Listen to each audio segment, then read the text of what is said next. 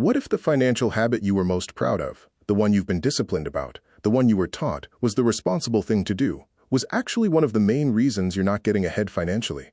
What if saving money, the way most people do it, is not building your future, but quietly guaranteeing a version of your future that is smaller, more limited, and more financially fragile than you deserve? I know that sounds backwards. It sounds like the kind of contrarian statement designed to get your attention and then walk it back. But I'm not walking it back. Because the math is real, the pattern is documented, and millions of people are living the consequences of this misunderstanding right now without realizing it. Saving money is not the same as building wealth. And for most people, the belief that it is has cost them decades of financial progress.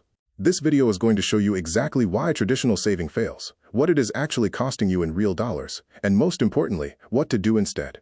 Not as a theory, as a practical shift you can begin making this week. If you've ever felt like you're doing the right things financially but still not getting anywhere, this video was made specifically for you. Stay until the end, because the last section contains the most actionable information in the entire video. For generations, saving money has been presented as the foundation of financial responsibility. Cut your expenses. Put money aside. Don't spend what you don't have. Live below your means. These ideas are not wrong, but they are dangerously incomplete. And the gap between not wrong and complete is exactly where financial stagnation lives for millions of people. Here is the fundamental problem with saving as a primary financial strategy. Saving is defensive. It protects what you have. But protection alone does not build wealth. Wealth is built through growth, through putting your money to work in vehicles that generate returns, compound over time, and increase in value faster than inflation erodes purchasing power. A savings account at a traditional bank currently offers an interest rate of somewhere between 0.01% and 0.5% at most institutions. The current rate of inflation in most developed economies runs between 3% and 5% annually in recent years. Do the math. If your money is growing at 0.5% per year and losing purchasing power at 3% per year, you are not saving. You are losing slowly, quietly, and with the complete illusion of financial responsibility. Every year your money sits in a standard savings account, its real-world value decreases. The number in the account may go up slightly, but what that number can actually buy goes down. This is not a minor inconvenience. Over a decade or two, it represents a profound and irreversible loss of wealth that no amount of disciplined saving can compensate for. Let's make inflation concrete, because it is one of the most misunderstood forces in personal finance, and one of the most expensive to ignore. Inflation is not just a news headline or an economic concept. It is a tax on savings, a silent, continuous, unavoidable reduction in the purchasing power of every dollar you hold in a low-yield account. Here is what that looks like in real numbers.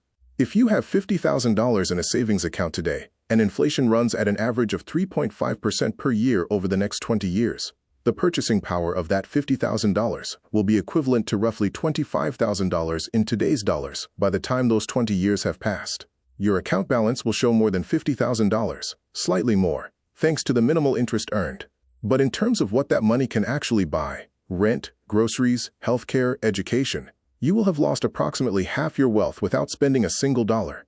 This is not speculation. This is arithmetic, and it is the arithmetic that the traditional narrative around saving money completely ignores. When your parents or grandparents told you to save, they were operating in a world where savings accounts sometimes paid 5, 8, or even 12% interest. That world no longer exists. The advice survived. The conditions that made it valid did not. Applying yesterday's financial strategy to today's economic reality is one of the most common and costly mistakes in modern personal finance. Beyond inflation, there is a second way that excessive saving keeps you financially stuck, and it is arguably even more expensive over time. It is called opportunity cost. Opportunity cost is the value of what you give up by choosing one option over another. Every dollar sitting in a low-yield savings account is a dollar that is not compounding in the stock market, not generating rental income, not funding a business, and not building any form of wealth-generating asset. The cost of that missed compounding is staggering over long periods of time. Consider this comparison. Person A keeps $20,000 in a savings account for 25 years at 0.5% annual interest. At the end of 25 years, they have approximately $22,700.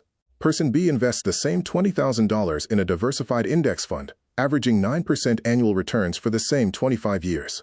At the end of 25 years, they have approximately $172,000. The difference is $149,300. Not because person B took wild risks or had special knowledge. simply because they understood that money sitting still is money moving backward, and they chose to put it to work instead. That $149,300 gap is the opportunity cost of choosing saving over investing for 25 years. It is money that existed as a possibility and was never realized. And unlike a financial loss you can see on a statement, opportunity cost is invisible, which makes it one of the easiest forms of financial damage to ignore indefinitely.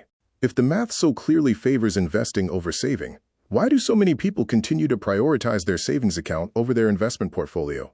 The answer lies in psychology, specifically in two powerful cognitive biases that override rational financial decision-making for the vast majority of people. The first is loss aversion. Research consistently shows that the psychological pain of losing a given amount of money is approximately twice as powerful as the pleasure of gaining the same amount. This asymmetry means that the possibility of losing $5,000 in a market downturn feels far more threatening than the certainty of losing $5,000 in purchasing power through inflation. One loss is visible and emotionally vivid. The other is abstract and gradual. So the brain chooses the option that avoids the visible risk, even when the invisible risk is mathematically larger. The second bias is the illusion of control. Money in a savings account feels controllable. You can see it. You can access it immediately. Nothing volatile is happening to it. Money in an investment account feels uncertain. Markets move. Values fluctuate. The outcome feels less predictable. That feeling of uncertainty, even when the long-term trajectory is historically reliable, triggers discomfort that most people resolve by choosing the savings account. Understanding these biases doesn't eliminate them, but it allows you to make decisions based on math rather than emotion. And in personal finance, math-based decisions almost always produce better long-term outcomes than emotion-based ones. Here is the distinction that changes everything. Saving is the act of not spending money. Building wealth is the act of putting money to work so that it generates more money without requiring more of your time. These are not the same activity. They are not even similar activities. They just happen to be confused for each other constantly in mainstream financial advice. Savers accumulate dollars. Wealth builders accumulate assets. And assets, stocks, real estate, businesses, intellectual property, do something that a savings account fundamentally cannot do. They produce returns. They appreciate in value. They generate income. They compound over time in ways that build genuine, lasting financial security. The practical implication of this distinction is significant. Every dollar you have should be categorized not just as saved or spent, but as working or not working. A fully funded emergency fund, typically 3 to 6 months of expenses in a liquid, accessible account, is money that needs to be accessible and stable. And a high-yield savings account is the appropriate place for it. That money is doing its job. But every dollar beyond that emergency fund that sits in a low-yield savings account is money that has been pulled off the field. It is a player sitting on the bench when the game is being played. Wealth is built by getting as many players on the field as possible, by deploying capital into assets that compound, while maintaining enough in reserve to handle life's inevitable surprises. So if saving in a traditional account is not the answer, what is? The answer is not complicated, but it does require a willingness to engage with concepts that many people have been told are too risky, too complex, or not for people like them. None of that is true. The first step is to build your emergency fund in a high-yield savings account, not a traditional savings account. High-yield accounts, available through many online banks, currently offer interest rates between 4% and 5% annually, which is dramatically better than the 0.01% to 0.5% offered by most traditional banks. This single change, for the money that needs to remain liquid, can produce meaningfully better outcomes with zero additional risk. The second step is to invest everything beyond your emergency fund in diversified, low-cost index funds through a tax-advantaged account, a 401k, an IRA, a Roth IRA, or the equivalent in your country. Index funds require no special expertise, carry low fees, and have historically produced average annual returns of 7% to 10% over long periods of time. You do not need to pick stocks. You do not need to time the market. You need to start, stay consistent, and let compounding do the work over time. The third step is to automate both of these behaviors so they happen without requiring your motivation or attention on any given day. Automation removes the emotional decision-making from the equation entirely. And as we discussed earlier, removing emotion from financial decisions is almost always an upgrade. Let me show you what the saving trap looks like in the real life of a real person, because seeing it in a concrete narrative makes it far easier to recognize in your own situation. Meet someone who is by every conventional measure financially responsible. They earn a solid income. They don't carry credit card debt. They live below their means. Every month, without fail, they transfer a portion of their paycheck into their savings account. Over 10 years, they have accumulated $60,000 in savings. They feel secure. They feel responsible. They feel like they are doing everything right. But here is what their financial picture actually looks like. That $60,000, adjusted for inflation, has less purchasing power than it did when they started saving. They have no investment account, no assets generating returns, no compounding working in their favor. And while they have been carefully accumulating $60,000 over a decade, a peer who invested the same monthly amount in a basic index fund now has over $150,000. The saver is not irresponsible. They are not lazy. They are not financially ignorant in any obvious way. They are simply operating on a financial strategy that was designed for a different era and a different economic environment. They are playing a game with yesterday's rules and wondering why they're falling behind. This story plays out in millions of households simultaneously. The trap is not visible from the inside, but from the outside. The math tells the story clearly. Everything we've covered today ultimately comes down to one fundamental mindset shift. The shift from thinking about money as something to protect to thinking about money as something to deploy. Savers think about money in terms of security. How much do I have? Is it safe? Can I access it quickly? These are not bad questions, but they are incomplete questions. Wealth builders ask a different set of questions. What is this money doing right now? What return is it generating? Is it working as hard as it could be? Is it positioned to compound over the next decade? That shift in questioning changes everything about how financial decisions get made. It reframes every dollar not as a unit of security to be hoarded, but as a potential unit of work to be deployed.